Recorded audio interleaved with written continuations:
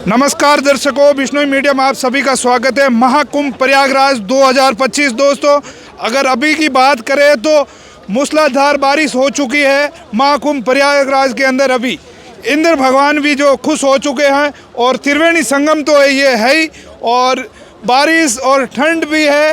अभी लगभग 2-2:30 बजे है, मगर आप मौसम की अगर बात करें तो पूरा सा बादल है और रिमझिम बारिश भी हो रही है।